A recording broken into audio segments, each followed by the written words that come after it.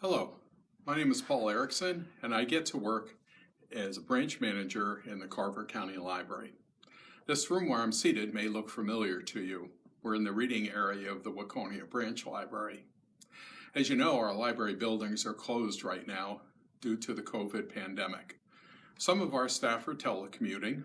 Some are actually doing story times on Facebook Live broadcasts from their homes, and people are working on program planning and other projects. Plus, we do have some staff like myself who are working in our building each day. Of course, we're honoring social distancing and other safety protocols.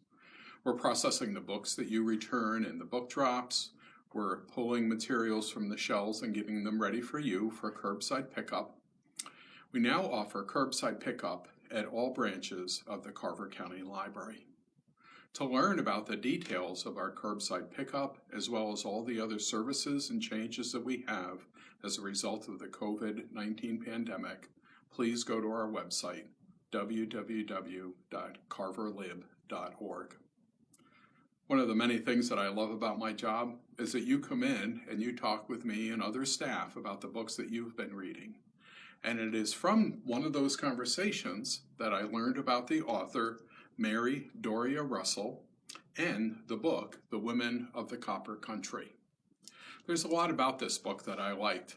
One is that the character development is rich.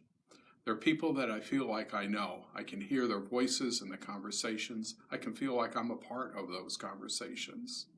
And the scenery and the locations are well described.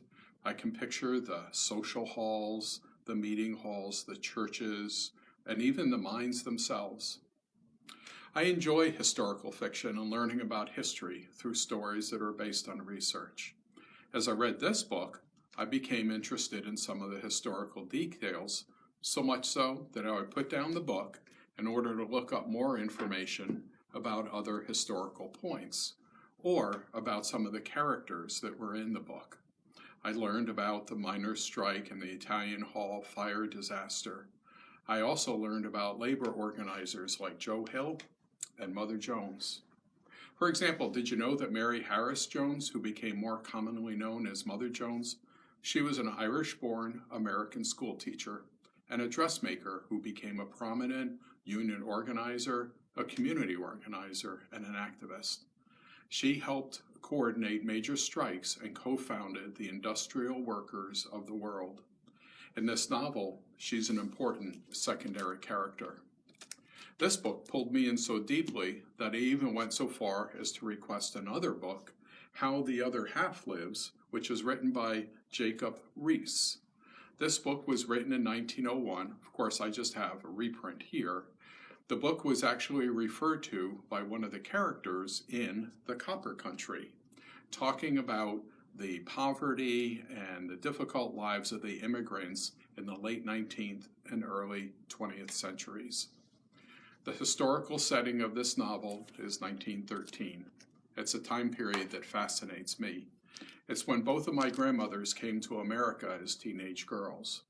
My mom's mom, Mary McConnell, she came from Belfast, Ireland, and my dad's mom, Augusta Schiemann, she came from what was then Eastern Germany. Now we know it as Poland.